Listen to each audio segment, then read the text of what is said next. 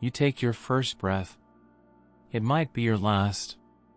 You are not a baby. You are a biological product. You are not washed in warm water, you are bathed in wine. If you convulse or cry too much, you are weak. Your father does not name you. He takes you to the Lesche, a council of elders. They are not looking at your eyes, they are looking at your limbs. They are inspecting livestock. If you are small, if you are deformed, if you simply look frail, the verdict is thumbs down. You will be taken to the Apothetae, a chasm at the foot of Mount Taygetus, and left there. You will die of exposure, or the wolves will eat you before the sun goes down. This is your first lesson. The state does not care about you. It only cares about the machine. You survive the inspection. You live. But your childhood ends at 7. A soldier knocks on the door. Your mother does not cry. Crying is for Athenians. She hands you over. You are dragged to the Agoge. It is not a school, it is a kennel for wolves. They shave your head. They take your shoes. You will be barefoot for the next 10 years to harden your feet. You are given 1 cloak per year. In the winter, the frost bites your skin until it cracks. In the summer, the lice eat you alive. You sleep on a bed of reeds you pulled from the Helots river with your bare hands. If you want to be warm, you pull nettles into the piles so the stinging keeps the blood moving. Comfort is an enemy. Comfort makes you soft. You are always hungry. It is intentional. The state feeds you just enough so you don't die, but never enough to be full. You must steal to survive. You crawl onto gardens, you rob the mess halls. If you were caught, you were whipped. Not because you stole, but because you were clumsy enough to get caught. You learn to be invisible. You learn to strangle a fox silently. You learn that morality is a lie. Survival is the only truth. Then comes the diamastagosis, the ritual at the altar of Artemis. You stand there, naked, while older boys whip you. The cane cuts your back. The blood splashes onto the stone altar. Your parents are watching. They are cheering. Not for you to stop, but for you to take it. If you cry, you shame your bloodline. If you pass out, you are weak. Some boys die right there on the altar. Their corpses are dragged away, and the ceremony continues. You bite your tongue until it bleeds, staring into the eyes of the statue, learning to turn pain into fuel. You turn 20. You are now a homoios, an equal. But you are equal only in slavery to the law. You are assigned to a mess hall, a syssitia. You must eat with these men every day for the rest of your life. The food is black broth, pork boiled in blood, vinegar, and salt. It tastes like battery acid and death. A visitor from Cyprus once tasted it and said, "Now I understand why Spartans are so willing to die. Living is the real punishment." You laugh, but you eat it. You are a machine, and this is your fuel. You are married, but you have no wife. Not really. She lives in her house, you live in the barracks. You can only see her by sneaking out at night like a thief. You make love in the dark and sneak back before dawn. You do not know your children. They belong to the Agoge now. You have no private life. You have no privacy. You are a brick in a wall of flesh and bronze. But your true enemy is not the Persian or the Athenian. It is the Helot. The slaves. There are 7 of them for every one of you. They work the fields so you can train for war.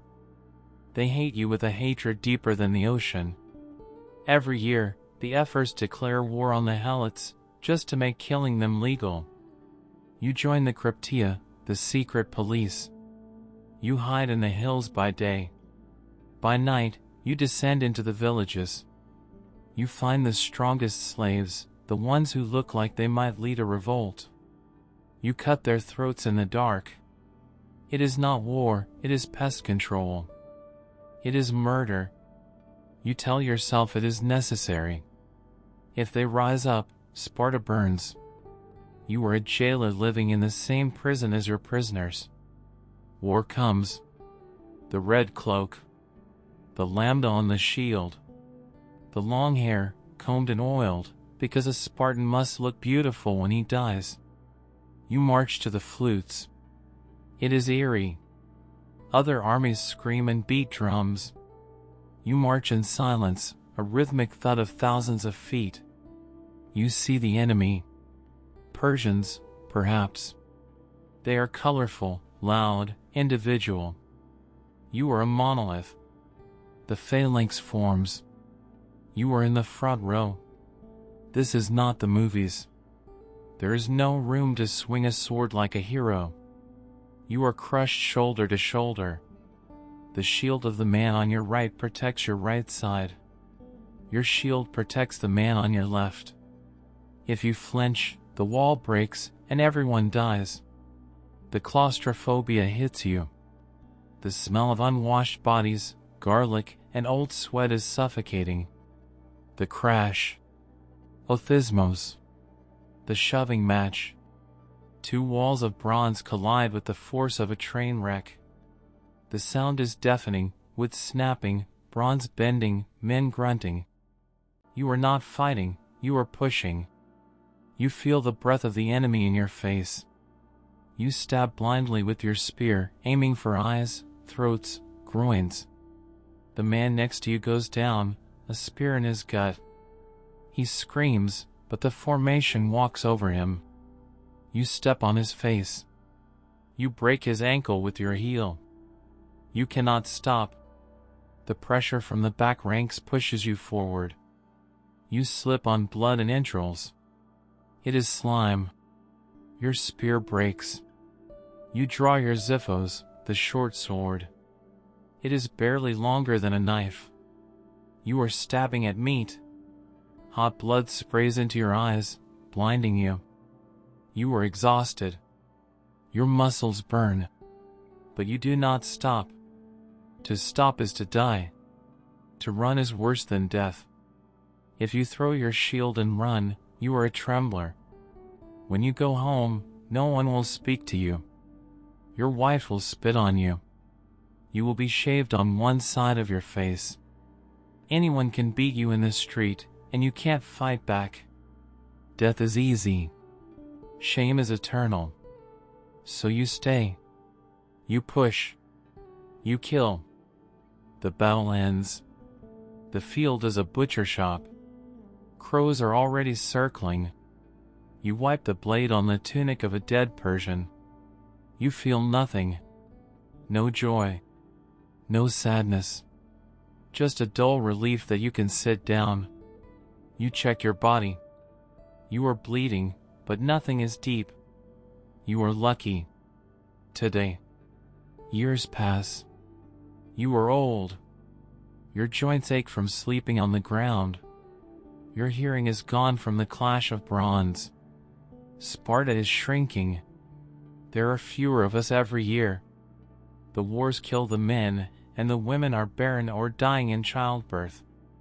The earthquakes destroy the city. The gold we despised has started to flow in, rotting the discipline. You see young Spartans who were soft. They were embroidered cloaks. They bribed the oracle. The code is dying. You sit on a stone bench in the sun, sharpening your sword out of habit. You look at your hands. They are scarred, knobby, stained with the invisible blood of 1,000 men. You own nothing. You built nothing. You wrote no poems, carved no statues, invented no philosophy. Athens gave the world democracy and art. Sparta gave it nothing but a perfect example of how to die. You realize the joke too late. You were never a citizen. You were never a man. You were a weapon. A tool forged by the state, used until the edge was dull, and now left to rust. You gave your childhood, your love, your children, and your blood for a pile of rocks that will one day be ruins. The history books will call you a hero. They will make movies about your abs and your one-liners. But you know the truth. You were just high-quality livestock. You were born to be slaughtered. And as the sun sets over the Eurotas, you wait for the darkness, the only freedom a Spartan ever truly knows.